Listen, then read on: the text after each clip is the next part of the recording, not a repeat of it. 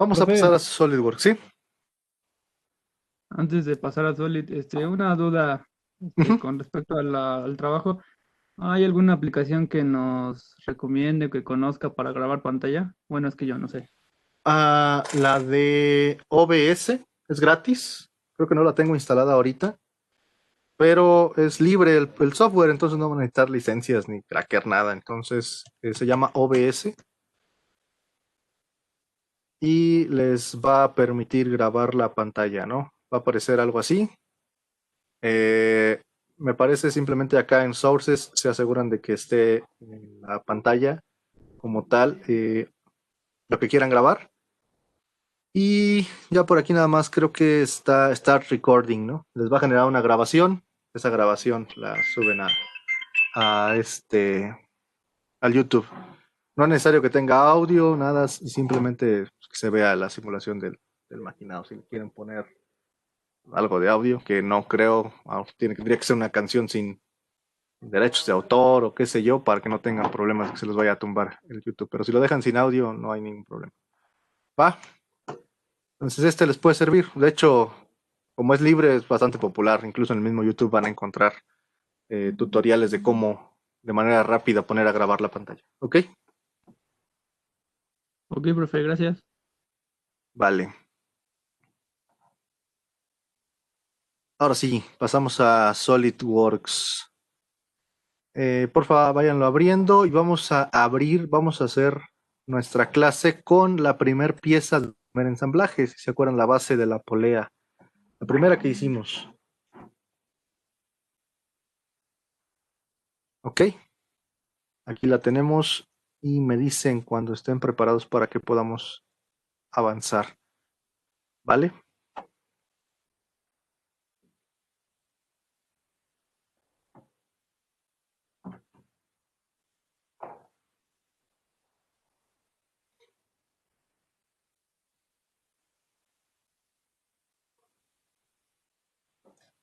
Podemos avanzar.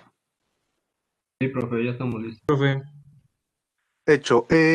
Para poder comenzar a hacer un análisis de movimiento hay que activar el complemento SolidWorks Simulation. Entonces vamos a irnos a complementos y vamos a activar aquí Simulation, ¿no? En mi caso aparece una pestaña porque pues, hay diferentes licencias aquí y cada una tiene unas herramientas contra, ¿no?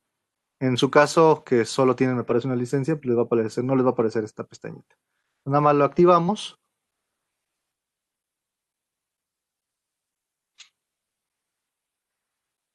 y va a cargar el complemento. ¿Profe, puedes repetir dónde? Ajá, aquí en complementos de SolidWorks no les aparece esa pestaña, le dan clic derecho, en pestañas me parece, y se llama complementos, ¿no? Si no la encontraran, porque no me acuerdo si en la versión 2015 se llama diferente, aquí en las pestañitas de opciones hay una que dice complementos. También desde ahí lo pueden activar, buscan simulation y lo marcan con una palomita. ¿Va? Es que aparecen dos, uno es Cloud Simulation, el otro es solamente Simulation. Supongo que nada Solo, más es el de Sol. sí, solo simulation. Flow simulation permite hacer simulaciones de flujo. De hecho, acá está. Simulaciones de flujo de fluidos, ¿no? Ya sea gases o líquidos. Pero el que vamos a usar nosotros es el normal. Simulation, el que tiene el iconito de la pieza coloreada. ¿Ok? Gracias. Inge dijo que si no lo encontrábamos, ¿dónde nos metiéramos, perdón? Aquí en opciones, donde está el engranito, junto hay una flecha y les aparece una pestañita que dice, o una opción que dice complementos. En la primer fila o columna de recuadros, lo buscan y lo marcan aquí. Lo marcan y le dan a aceptar y con eso ya se va a activar. Y les tiene que aparecer una pestaña que se llama Simulation. ¿Sí la tienen?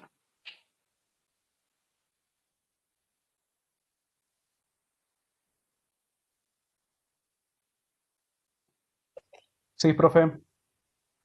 Ok, perfecto. Entonces tenemos ya aquí el SolidWorks Simulation. Eh, Me parece, no estoy muy seguro, pero me parece que en el 2015 solo aparece nuevo estudio de movimiento y aplicar material. Creo que todo lo demás no aparece. En las versiones siguientes ya aparece todo, pero aparece desactivado.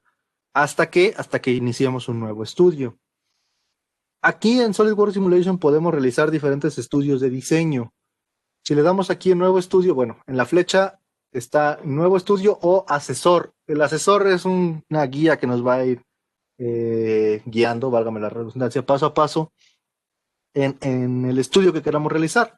Pero nosotros vamos a darle nuevo estudio simplemente, y aquí de por sí ya me va a salir todos los estudios que tienen permitido realizar aquí SolidWorks. El que vamos a hacer nosotros es análisis estático, pero existen estudios de frecuencia, que es estudio de respuesta a vibraciones, estudios de topología, estudios de diseño, análisis térmicos, análisis de pandeo, análisis de fatiga, análisis de cargas no lineales, análisis de esfuerzos dinámicos lineales, es decir, de cargas aplicadas con ciertas velocidades, análisis de caída y análisis de diseño de recipientes sometidos a presiones. ¿Va? Estos ya son un poco más avanzados y nos llevaría prácticamente todo un semestre irlos analizando uno a uno, ir ahí tomando notas de cada situación y ir recuperando las notas de ingeniería que vieron en las clases respectivas, ¿no? No vamos a entrar en detalle en todos estos. Al final, si ustedes conocen los principios básicos, los van a poder utilizar y se basan, todos prácticamente tienen la misma interfaz. Vamos a aplicar sujeciones, en el caso de las que sean de movimiento, vamos a aplicar propiedades térmicas o propiedades de material o propiedades para cada una, dependiendo de lo que sea. Vamos a generar el mallado en el caso de las que son de cargas y movimientos. En el caso de las que no va a haber un mallado. Y vamos a ejecutar un estudio y obtener resultados. Vamos a hacerlo con el análisis estático, que es quizá de los más importantes porque en nuestro diseño mecánico, lo más común es que necesitemos saber si nuestras piezas van a soportar las cargas a las que van a ser sometidas, ¿no? Sí. Cuando le di en Simulation me apareció un contrato de licencia. Acéptalo. ¿Sí? ¿Va? Ok. Ok. Pues vamos a hacer un análisis estático. Hay una opción que dice que se puede simplificar a 2 dimensiones para que no calcule las cargas en 3 dimensiones. Haría análisis de esfuerzos en el plano, pero lo vamos a manejar en 3D. Análisis estático y lo aceptamos. Y se tendría que activar todo esto que está acá. Ok, ya estamos aquí. Esto va por pasos. Lo primero que necesitamos es que nuestra pieza tenga un material. Podemos hacerlo desde el Feature Manager, como está acá, que ya tiene un acero. O si seleccionamos aquí, aplicar un material, podemos seleccionar pues, cualquier material de los que tenemos en la librería o crear uno. En este caso, para el análisis estático, es necesario, obviamente, que existan ciertos parámetros. Si el material no lo tiene, no va a poder realizar el análisis correctamente. Como, por ejemplo, el módulo elástico, el coeficiente de Poisson, para determinar deformaciones, el módulo cortante, la densidad, el límite de tracción, para que nos determine si estamos excediendo o no los límites de tracción y el límite elástico. Los que están en rojo son los que van a necesitar el programa y los que están en azul serían los opcionales, los que pudiera utilizar opcionales.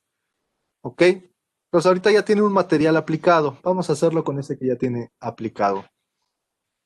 ¿Qué sigue? Bueno, yo ya tengo mi pieza con su material. Para hacer un análisis necesito decirle de qué manera uno está fijo contra el espacio. Puede no estar 100% fijo, pero necesito decirle cómo interactúa con el espacio. Esa sería la primera condición. Entonces, lo primero que hay que decirle a nuestro programa es cómo está sujeta la pieza, y para eso es el asesor de sujeciones. ¿Por qué? Porque a partir de donde esté fija la pieza, lo que hace el programa es simular que no va a haber movimiento en esa cara, en ese barreno, o que va a haber movimientos restringidos. ¿Ok? Voy a abrir la pestaña para que lo vean. hay diferentes tipos de sujeciones. Dejar una parte de la geometría fija, la sujeción de tipo de rodillo, de bisagra, tipo soporte elástico, donde lo podemos decir que tiene un movimiento relativo con un módulo elástico o con un coeficiente de resorte, pues. Y otro tipo de sujeciones avanzadas, como las de rodillo, me parece, las de esfera, etc. Bueno, y está el asesor de sujeciones. Aquí podemos crear una sujeción o crear un contacto. Los contactos, si no nos da tiempo de verlo hoy, lo veremos en la clase siguiente, pero se utilizan en los ensamblajes o donde hay dos o más piezas que están interactuando. Cuando trabajemos con una sola pieza y también en los ensamblajes, pero solo se lo aplicaremos a una, se lo podemos aplicar a más, pero depende de las condiciones de cómo trabaje, lo que vamos a hacer es agregar solo sujeciones. Entonces los contactos los vamos a usar cuando estemos trabajando con ensambles. En este caso, como solo una pieza, vamos a crear una sujeción. Ahí tenemos el asesor de sujeciones. Si ustedes ven, si yo me acerco a una cara, pues van apareciendo las flechas de las restricciones que estaría generando. En este caso tengo que es una geometría fija. Aquí me da un ejemplo de cómo funciona, ¿no? Un rodillo, pudiera deslizar en un plano, una bisagra, ¿ok? Acá estaban las avanzadas, las mismas que vimos allá, la de simetría, donde debe siempre mantenerse simétrica una pieza con otra, o una pieza contra algo más. Simetrías cíclicas o simetrías pues alrededor de un eje. Utilizar una geometría de referencia, por ejemplo una línea, ¿ok? Un plano, ya saben cómo se desplaza en el plano. Un cilindro, donde podemos rotar alrededor del cilindro y expandirnos, movernos, pero no nos podemos girar o salir de ese cilindro. Y bueno, una relación esférica. Puede girar en todas direcciones y expandirse alrededor de esa esfera. Ok. Vámonos a las estándar y vamos a decirle que esta pieza está fija. ¿De qué manera se fija esta pieza? Cuando hablamos de que es una geometría fija, le estamos diciendo que hay una cara que no se va a mover, ¿ok? Una cara o una característica de la pieza, puede ser un cilindro, no sé, etc. Va a haber una parte de la pieza que no se va a mover. ¿Cuál sería para ustedes la geometría fija? La base, ¿no, profe? Perfecto, la base. Entonces vamos a girar nuestra pieza y vamos a colocarle la sujeción fija a esta zona. Y nos distribuye para que toda la cara quede fija. Hay una opción aquí que dice partir que nos permite que solamente una sección de esta cara sea la que esté fija. Por ejemplo, puedo ponerla en el centro, un rectángulo más pequeño, y eso le está diciendo a la pieza que todo lo demás sí se puede mover salvo esa sección. Lo cual, bueno, en este caso no aplicaría. Para eso es la opción que está acá de partir. De momento es toda la cara plana de abajo, debe quedar fija una base. Fija, ¿por qué? Por unos tornillos, pero esa es historia aparte. Ok. Esta parte de configuración del símbolo simplemente nos deja ponerle el color y el tamaño de las flechas que se muestran ahí, ¿no? Esas flechitas que nos indican que hay una característica fija. Vamos a aceptarla. Ya tengo la sujeción, ya le dije cómo está sujeta la pieza.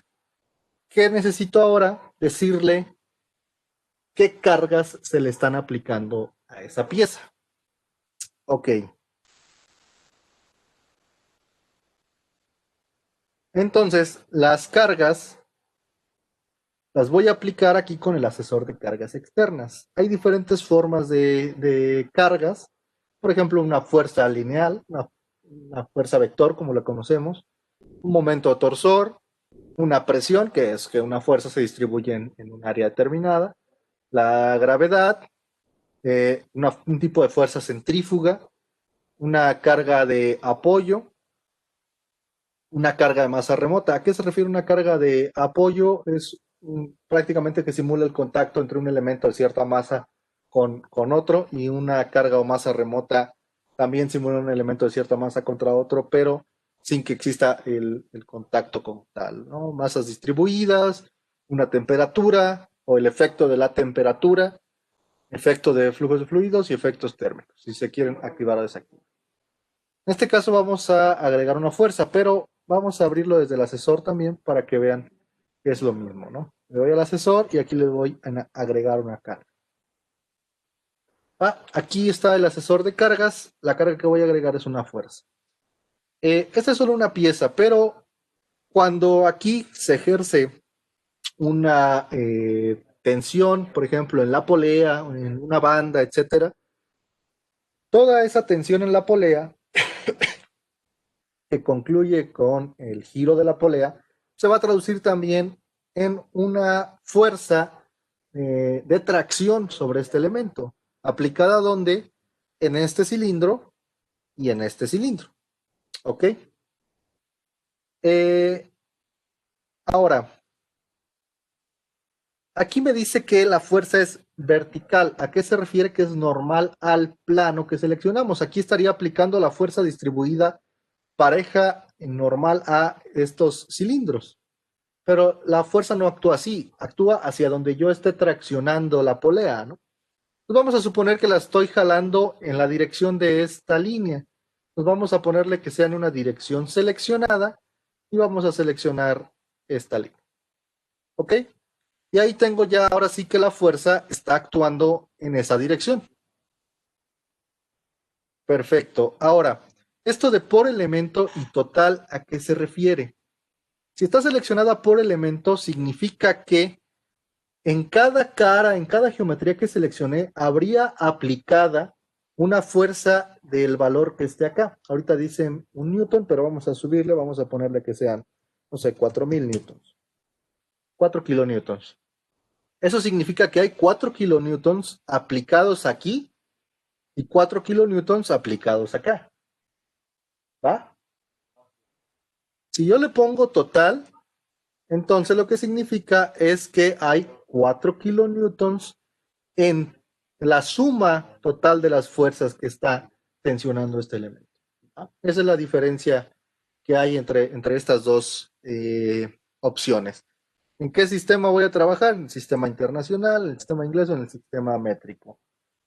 Ok, en el internacional, 4000 newtons. Aquí, por ejemplo, la fuerza está jalando o empujando en esa dirección. Si le damos en invertir dirección, pues lo que voy a tener es que la fuerza ahora es atracción hacia donde estamos viendo nosotros la pieza.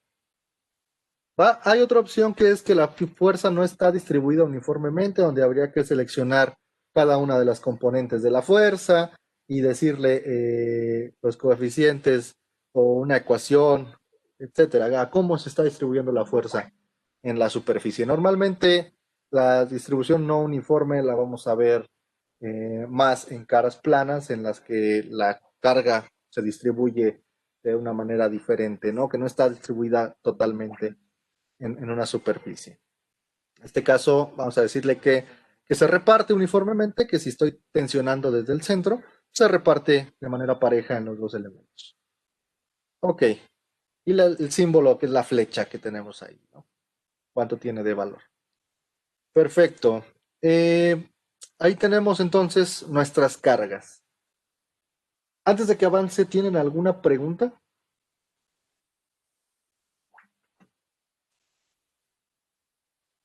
Hasta aquí vamos bien. ¿Quieren que espere un poco?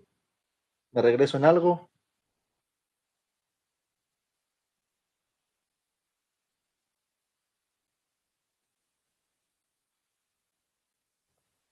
Pues todo claro, profe, por el momento. Perfecto. Entonces vamos a terminar de crear esta fuerza. Ahí la tendrían. Entonces tienen la pieza sujeta en su base, fija, anclada en su base, y tienen una fuerza que está tensionando esos elementos con un total, una carga total o resultante de 4000 newtons dirigida a como estaba esta arista, ¿no? Dirigida en el eje Z. Perfecto. ¿Qué más? Bueno, vamos a recapitular. Se genera el estudio, debe tener un material, debemos indicar cómo está sujeta la pieza, debemos indicar qué cargas son a las que está sometida esta pieza. Si hubiera conexiones, en el caso de que sean ensambles, se indican que normalmente cuando cargamos un ensamble se crea una conexión que se denomina global, pero bueno, acá podemos modificarla. Y posteriormente aquí en ejecutar resultados, podemos ejecutarlos, pero lo ideal y lo primero es crear la malla, el mallado para el análisis de elemento finito. Aquí al crear la malla nos da una densidad de malla. Podemos generar una malla más gruesa, es decir, que tiene unas separaciones más grandes, o una malla más fina, es decir, que tiene unas separaciones más pequeñas, donde los nodos de esa malla están más juntos. ¿Qué diferencia hay? Que si ustedes hacen una malla más gruesa, van a tener menos nodos. El programa o la teoría de análisis de elemento finito calcula en los nodos, pensándolo como si llegaron a ver, digo, tiene ecuaciones más complejas que eso, pero si llegaron a ver en estática, no se llama bastidores, ¿no? Pero va por ahí, estructuras, donde tenían un puente que tenía cierta cantidad de conexiones triangulares, y ustedes determinaban cómo actuaban las fuerzas en las uniones de esos puntos, ¿no? Podía un punto traccionar al otro. Bueno, lo mismo acá. Analiza cómo cada punto va jalando al siguiente, y ahí se hacen los cálculos de esfuerzos, etc. Bueno, entre más fina sea la malla, el resultado es más preciso. Entre más gruesa sea la malla, el resultado es no tan preciso o puede llegar a tener cierto nivel de error. ¿Cuál es el problema? Que realiza los cálculos con ciertas ecuaciones, con ciertas iteraciones para cada nodo de la malla. Entonces, si hacemos una malla muy fina, va a tardar más en entregarnos el resultado y va a requerir más recursos de la computadora. Si hacemos una malla más gruesa, va a ser el resultado más rápido. Entonces, lo que yo les recomendaría es empezar con una malla gruesa, validar el resultado y después pueden hacerlo con otro nivel de malla más fina y otro nivel de malla más fina. Y pues donde ustedes vean que su resultado converge, que ya prácticamente están teniendo diferencias, no sé, en el caso de deformaciones de ya centésimas, décimas de micrómetros, ya no tiene caso seguir queriendo hacer la malla más fina, ¿no? Entonces, pues para mí el programa les va a sugerir una malla estándar, trabájenla con esa, es bastante real, pero si quieren corroborar su resultado, agarren una un poco más fina, revisen si solo cambia centésimas de micras y en el caso de los esfuerzos no varía demasiado como para que represente un error muy grande, pues pueden decir entonces que su resultado es válido. Ya no tiene caso que sigan queriendo hacer la malla más fina. ¿Va? Ok. Lo vamos a aceptar con esa malla así como la tiene. Y vamos a observar, ahí está el mallado. Lo que es importante que vean acá es que el mallado se vea más o menos uniforme, ¿no? Que no noten zonas de la malla donde se abra en demasía o zonas de la malla muy pequeñas y otras muy abiertas en comparación, que más o menos la malla se vea uniforme. Porque si ustedes tienen una diferencia de malla muy grande en ciertas zonas, es ahí donde empieza a haber errores en los cálculos. Ya tenemos la malla. Ahora sí, lo que sigue es generar el estudio, ejecutar el estudio. Vamos a darle en ejecutar este estudio.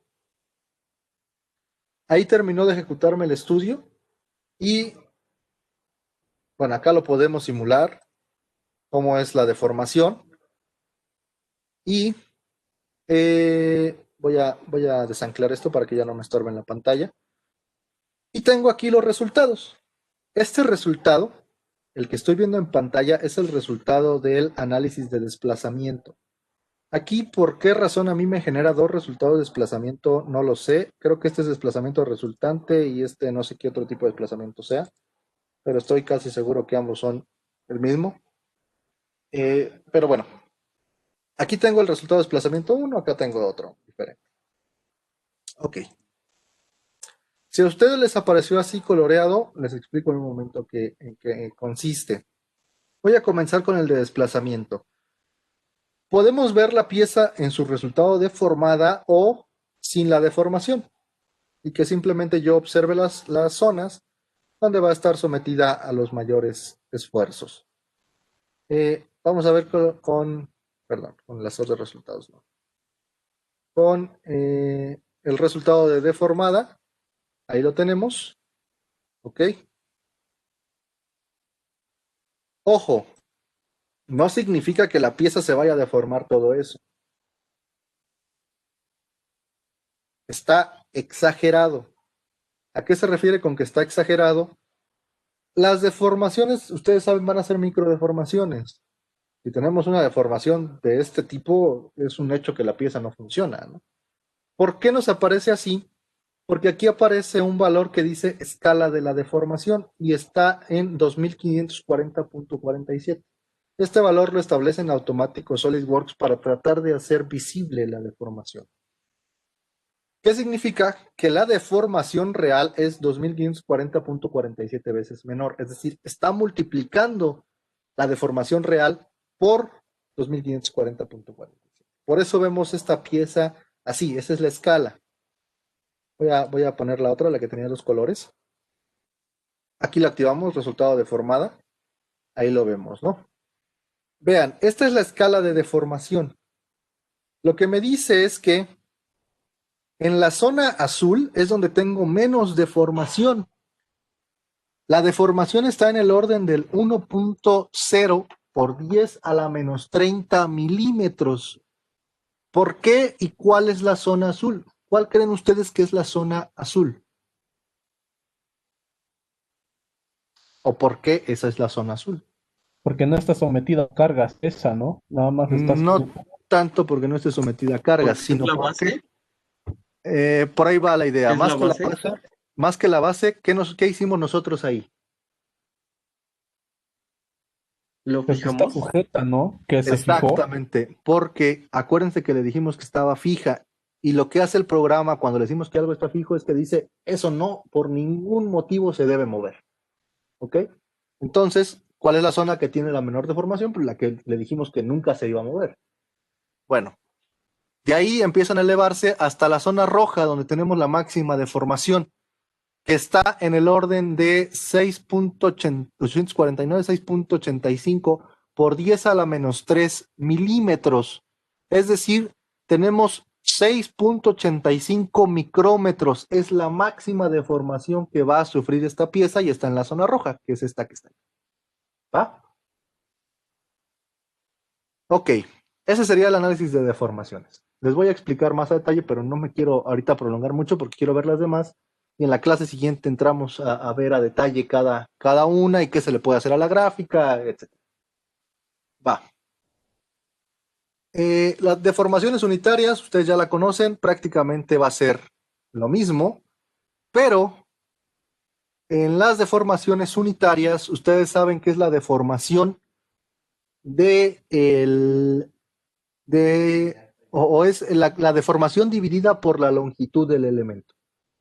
Es decir, cuántos milímetros se deformó por cuántos milímetros valía. Y si ustedes ven, la zona con mayores deformaciones unitarias es esta parte, porque no va directamente relacionada la deformación unitaria con la deformación total. Sí hay una relación, pero la deformación unitaria se relaciona mucho más con el esfuerzo. Aquí es donde se encuentran los mayores esfuerzos y aquí es donde está la mayor deformación por unidad de longitud. Aquí se va a desplazar más en una distancia más pequeña y aquí, aunque está la deformación total es la más grande, me estoy desplazando menos en una distancia mucho más grande. O sea, esa es una relación. Recuerden, ese es el concepto de deformación unitaria.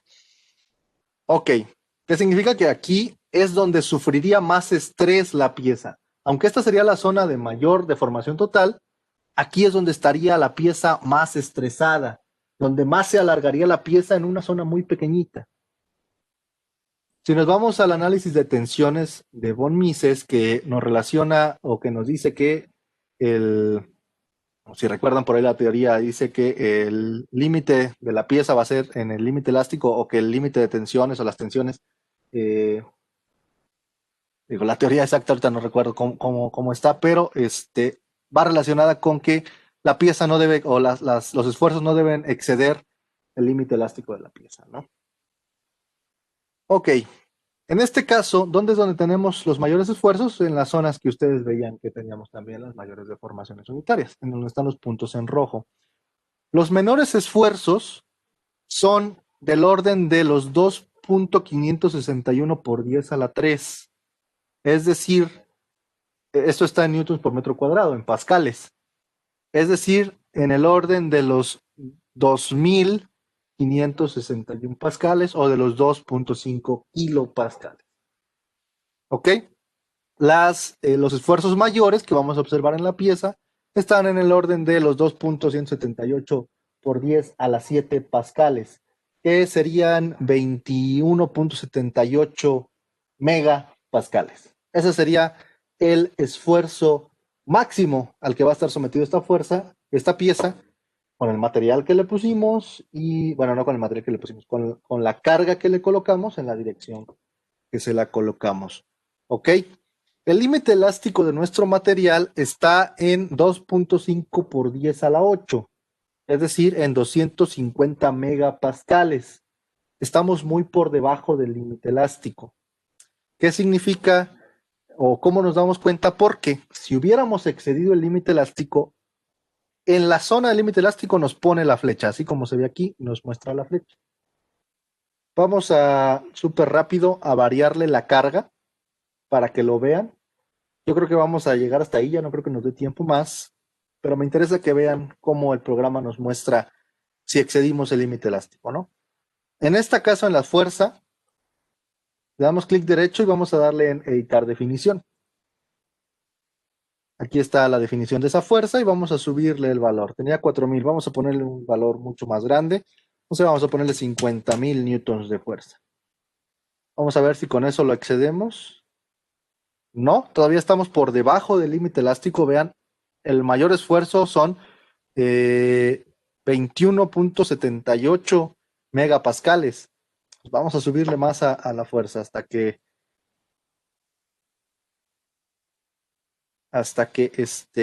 estemos por debajo del límite elástico. Y si no, le cambiamos el material a uno más suave. Vamos a ponerle 80.000 newtons. Vamos a ver qué nos da.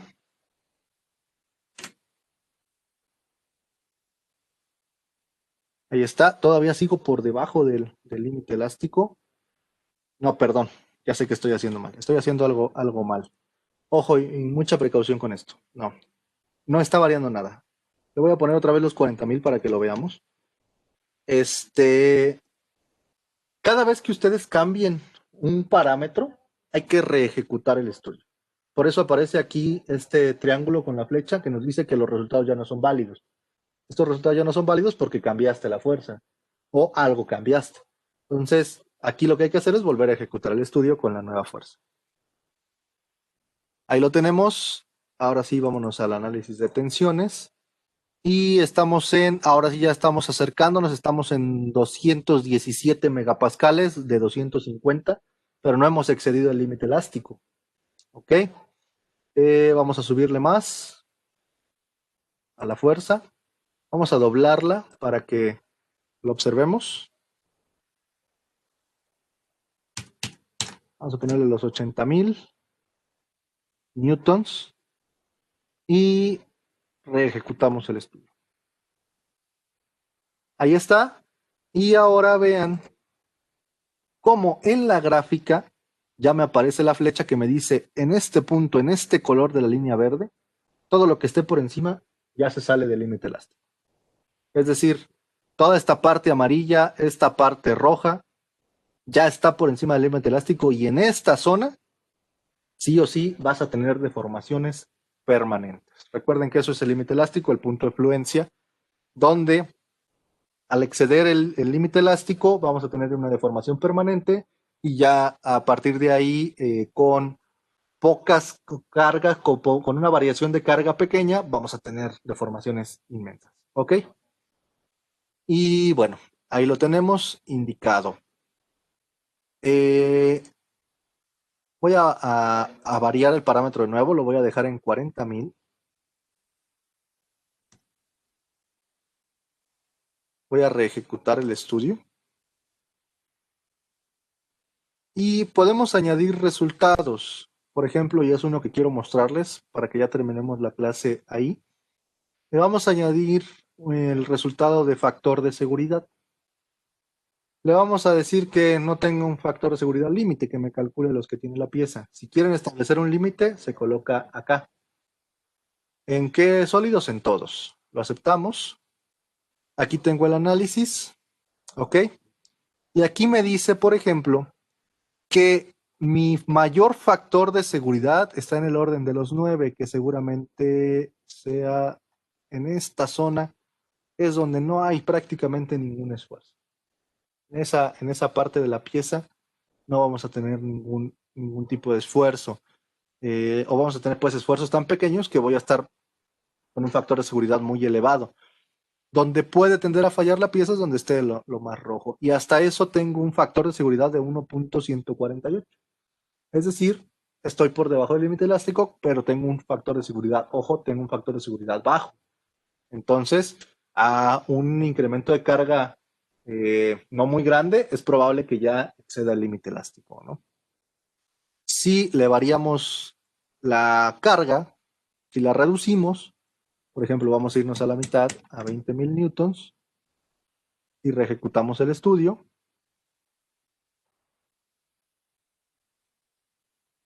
Vamos a visualizar el de factor de seguridad. Mostrar. Ahí está. Ahora mi factor de seguridad más pequeño es de 2. Y mi factor de seguridad más grande ya se fue al orden de los 19.000. Ya este estaba por 10 a la menos 4. Aquí no me fijé si estaban por 10 en el otro también. Pero casi estoy seguro que no. Era mucho más pequeño. Porque estábamos cerca del límite elástico, ¿no? Entonces ya mi mínimo factor de seguridad que tengo en la pieza es del orden de los 2.29. Ya es una pieza mucho más segura que para tener o llegar al límite elástico, pues yo necesito casi estar más arriba del doble de la carga que estoy a la que estoy sometiendo la pieza. ¿Va?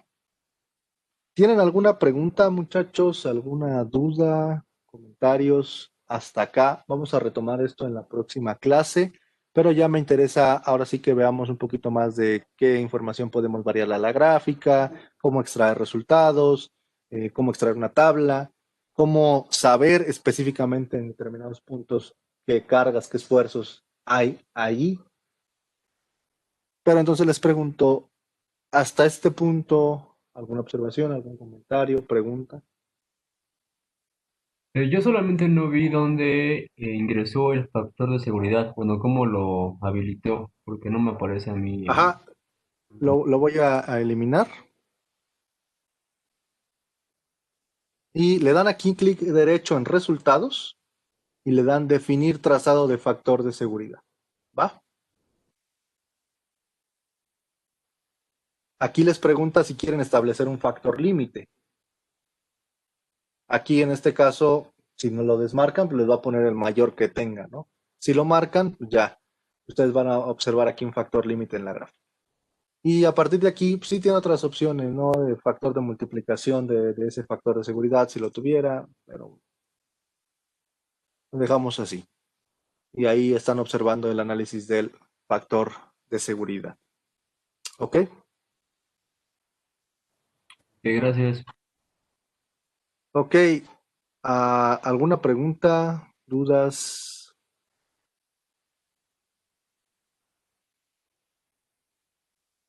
¿Todo claro?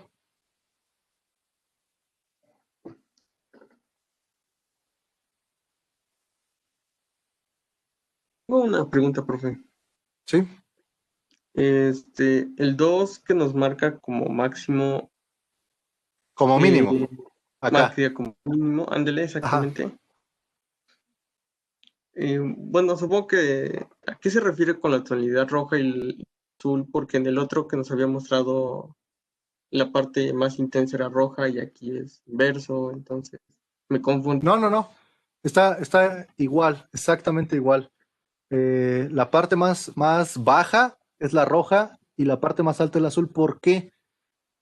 El análisis de factores de seguridad es inverso al análisis de de esfuerzos o de tensiones, vaya, donde tengan el menor esfuerzo, van a tener el mayor factor de seguridad. O sea, su pieza es muy segura, porque como tienen esfuerzos menores, como tienen esfuerzos pequeños, están muy por debajo del límite. ¿Ok? Acuérdense que el factor de seguridad es dividir el esfuerzo aplicado entre el esfuerzo total, perdón, entre el esfuerzo límite. Entonces, si yo tengo un factor de seguridad muy grande, pues eso significa, de hecho creo que es al revés, es el esfuerzo límite entre el esfuerzo aplicado. Si tengo un factor de seguridad muy grande, que mi pieza es demasiado segura, significa que estoy muy por debajo del límite. Si tengo un esfuerzo muy grande, que ya me estoy acercando al límite, pues mi factor de seguridad va a ser pequeño. ¿Va? Por eso está invertida la gráfica, porque en lo azul significa que en esa zona la pieza es muy segura, en esa zona va a ser casi imposible que se rompa la pieza. Pero en la zona roja es donde sería más posible que se rompiera la pieza, pero aún así estoy en un factor de seguridad de 2.29. Es un factor de seguridad bastante cómodo porque eso significa que ando por alrededor de la mitad del esfuerzo límite. ¿Va? Y en el caso de tensiones, ahí sí es al revés. Ahí sí, mi zona más segura pues es donde tenga las tensiones menores, donde tenga sometida a menos cargas la pieza. Y mi zona más insegura, mi zona que puede tener cierta consideración ya de ruptura o de fluencia, pues es donde tenga lo rojo, donde tenga las tensiones o los esfuerzos más grandes. ¿Ok? Ok, gracias. ¿Va?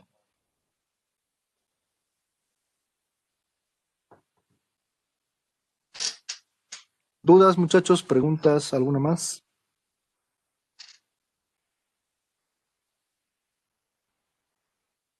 Perfecto. Vamos a dejarlo ahí el día de hoy.